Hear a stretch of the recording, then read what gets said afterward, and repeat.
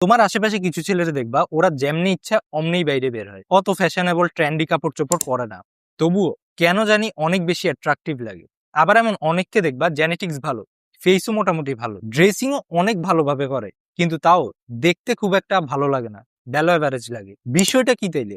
বেশিরভাগ মানুষ ভাবে অ্যাট্রাকটিভ হওয়া মানে সুন্দর মুখ নিয়ে জন্মাইতে হবে, বাট ইন রিয়েলিটি মানুষ প্রথমে তোমার জেনেটিক্স দেখে না, দেখে তুমি তোমার জেনেটিক্স পোটেনশিয়াল কতটা ভালোভাবে রিপ্রেজেন্ট করতেছো। কারণ সত্যি বলতে অনেকেই সব কিছু ট্রাই করে, কিন্তু ফাউন্ডেশন যেগুলা ওগুলা ঠিক করে না। ইন দিস ভিডিও আমি এমন 5টা জিনিস বলবো যেগুলো ঠিক করতে পারলে অনেক মানুষের ফেসে হিউজ ডিফারেন্স দেখা যাবে। শুধু ওই 5টা জিনিসের কথাই বলবো না, ওগুলা সলিউশনও দিব। আর না, এখানে কোনো 7 দিনে হ্যান্ডসাম হয়ে যাওয়া টাইপ কথা থাকবে না। যদি ওগুলো দরকার হয় তাইলে অন্য কোনো ভিডিও দেখতে পারো। আমি যেগুলো বলবো সেগুলো প্র্যাকটিক্যাল এন্ড এগুলা ফলো করে সবাই ইমপ্রুভ করতে পারে, যদি অ্যাটলিস্ট 3 মান্থস কনসিস্টেন্ট থাকে। Let's begin.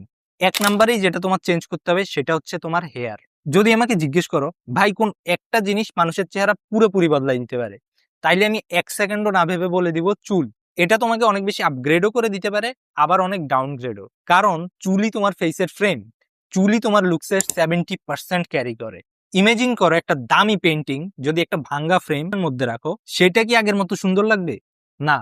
ফেসের ক্ষেত্রেও একই ব্যাপার। অনেক ছেলে বছরের পর বছর একই হেয়ার স্টাইল রাখে, কিন্তু ভাবেই না এটা আসলে তার ফেসের সাথে মানাচ্ছে কিনা। ধরো তোমার রাউন্ড ফেস, তাইলে তুমি যদি মাথার উপর একটু ভলিউম রাখো, মানে মাঝখানের সাইডে, তাইলে তোমার ফেসটা একটু লম্বা লাগবে, যেটা দেখতে ভালো লাগে। অন্যদিকে যদি তোমার ফেস হয় লম্বা, তাহলে অতিরিক্ত হাইট দিলে মানে ভলিউম দিলে ফেসের ব্যালেন্স নষ্ট করতে পারে। সবাইকে একই হেয়ার কাট মানায় না। তো নাপিতকে গিয়ে এটা বললো না নেক্সট টাইম আপনার মতো করে কেটে দেন, বা এই মডেলটার ছবি দিছি এর মতো করে কেটে দেন। তার ফেস শেপ একরকম, তোমার ফেস শেপ একরকম। আরেকটা বিষয়, চুল হেলদি না হইলে পারফেক্ট হেয়ার স্টাইলেও ভালো লাগবে না। যদি চুল সবসময় ড্রাই থাকে, ভেঙে যায়, ফ্রিজি থাকে, তাহলে প্রথম হেয়ার হেলথের দিকে নজর দাও। কারণ হেলদি হেয়ার তোমার হেয়ার স্টাইলকে আরো অনেক ভালো দেখাবে। তুমি যদি ফিল করো তোমার চুল উইক হয়ে গেছে বা ড্যামেজড হয়ে গেছে, তাহলে তুমি একটা basic hair care routine follow করতে পারো, like oiling, sulphate free shampoo use করা, চুল ভালোভাবে কন্ডিশন করা। এটা পার্সোনালি আমাকেও হেল্প করছে, স্পেশালি আমার যখন হেয়ার ফল শুরু হয়েছিল। আর যদি তোমার অ্যাগ্রেসিভ জেনেটিক হেয়ার লস হয়, তাহলে একটা ভালো ডার্মাটোলজিস্ট দেখাইতে পারো। ভাই আবারও রিপিট করি, চুল তোমার লুকসের অনেক ইম্পর্ট্যান্ট অ্যাসেট। 2 নম্বরে তোমার স্কিন। অনেক মানুষ ভাবে ফেয়ার স্কিন মানেই অ্যাট্রাকটিভ, এটা অনেক বড় ভুল ধারণা। আবার অনেকে বলে ভাই আমি কালো তাই ও সাদা তাই ও সুন্দর। বিষয়টা এটা না। হেলদি স্কিন ফেয়ার স্কিনের চেয়েও অনেক বেশি অ্যাট্রাকটিভ। কারণ স্কিন যদি পরিষ্কার হয়, ইভেন টোন হয়, ফ্রেশ দেখায়, তাইলে কালার যাই হোক মানুষ তোমাকে হেলদি মনে করবে। আর হেলদি লুক সবসময় অ্যাট্রাকটিভ লুক। এখন প্রশ্ন হচ্ছে, স্কিন ইমপ্রুভ করার জন্য কি 10টা প্রোডাক্ট লাগবে? না। ম্যাক্সিমাম মানুষের জন্য 3টা জিনিসই যথেষ্ট। একটা জেন্টাল ক্লিনজার, একটা ময়শ্চারাইজার, আর একটা সানস্ক্রিন। সানস্ক্রিন অ্যাভয়েড করলে সব শেষ, অকেজু। কারণ যদি প্রতিদিন রোদে বের হও আর সানস্ক্রিন ব্যবহার না করো, তাইলে তুমি নিজের স্কিনকে প্রতিদিন আননেসেসারি ড্যামেজ করতেছো। এটা তোমার ট্যানিং আর এজিং প্রসেস অনেক ফাস্ট করে দিবে। আরেকটা ভুল অনেকে করে, প্রতিটা ইনস্টাগ্রাম ট্রেন্ড ফলো করে। আজকে একরকম স্কিন কেয়ার, কালকে আরেক রকম স্কিন কেয়ার, পরশু আবার কোনো র্যান্ডম স্ক্রাব। রিয়েলিটিতে তোমার স্কিন কেয়ারে কনসিস্টেন্সি মেনটেন করতে হবে, বারবার প্রোডাক্ট বদলাই কোনো লাভ নেই। তো আমি এখন তোমাকে বেসিক একটা স্কিন কেয়ার রুটিন বলে দিতেছি। ফার্স্ট, জেন্টাল ক্লিনজার দিয়ে মুখ ধোবা, তারপরে ময়শ্চারাইজার অ্যাপ্লাই করবা, দেন এর উপর দিয়ে সানস্ক্রিন। এটা মর্নিং এ। রাতে জেন্টাল ক্লিনজার দিয়ে সেম ভাবে মুখ ধুবা, তারপরে আগের মতোই ময়শ্চারাইজার অ্যাপ্লাই করবা, কিন্তু সানস্ক্রিন দিবা না। রাতে এটার কোনো প্রয়োজন নেই। এই বেসিক স্কিন কেয়ার রুটিনটা ফলো করো, স্কিন অনেক হেলদি হবে। 3 নাম্বার যেটা চেঞ্জ করতে হবে সেটা হচ্ছে ফেসিয়াল হেয়ার। এখানে একটা এক্সাম্পল দিই। আমার কিছুদিন আগের এই ভিডিওটা দেখো, আমি টোটালি আমার ফেসিয়াল হেয়ার গ্রো করতে দিছি, মানে উল্টাপাল্টা ভাবে গ্রো করছে। কেমন লাগতেছিল সত্যি করে বলো? এখন আমি ট্রিম করছি, আর চেঞ্জ দেখতেছই। সেম মানুষ কিন্তু 2 জায়গায় 2 রকম লাগতেছে। ফেসিয়াল হেয়ার তোমার ফেসকে পুরো চেঞ্জ করে রেখে দিতে পারে, জলাইন আরো ডিফাইন্ড দেখাইতে পারে, চিন আরো ব্যালেন্স দেখাইতে পারে। কিন্তু এর মানে আবার এটাও না যে সবারই দাড়ি ফেলে দেওয়া উচিত। না না, একদম না। তোমার যদি দাড়ি অ্যাকচুয়ালি ঘন হয় তাইলে তুমি ফুল বিয়ার্ডও রাখতে পারো, কিন্তু অনেকের আমার মতো বিয়ার্ড ডেন্সিটি কম, প্যাচি থাকে। এমন অবস্থায় জোর করে দাড়ি বড় করা লুক আরো খারাপ করে দেয়। তাই প্রথম কাজ হলো নিজেকে ভালো করে দেখো, নিজেকে জিজ্ঞেস করো আমার ক্ষেত্রে কোনটা বেশি ভালো দেখায়, ক্লিন শেভ নাকি শর্ট নাকি ফুল বিয়ার্ড। আর একটা ভুল সবাই করে, নেকলাইনের কোনো শেপ দেয় না, চিকলাইন এলোমেলো রাখে। এর কারণে দাড়ি রাখলে অনেক বেশি উইয়ার্ড লাগে, অগোছালো টাইপের একটা লুক আসে। তো সেলুনে গেলে অবশ্যই শেপ দিতে বলবা। ম্যাক্সিমাম মানুষের জন্য দাড়ি কাটা সেফ রেঞ্জ বললে 3 মিলিমিটার এনাফ। এর জন্য তুমি একটা ট্রিমার কিনতে পারো, যেন বাসায় যে কোনো টাইমে করতে পারো, বা সেলুনে গেলে হেয়ার কাট করানোর সময় ট্রিম করাই নিতে পারো। মনে রাখো, দাড়ির যে গোল এটা না যে আমি মুখ ঢেকে ফেলতেছি। এটার উদ্দেশ্য হইলো আমার ফেসকে আরো বেশি ব্যালেন্স দেখানো, বেটার দেখানো। দাড়িকে এমনি এমনি ছেলেদের মেকআপ বলে না। 4 নাম্বার যেটা চেঞ্জ করতে হবে সেটা হচ্ছে বডি ফ্যাট।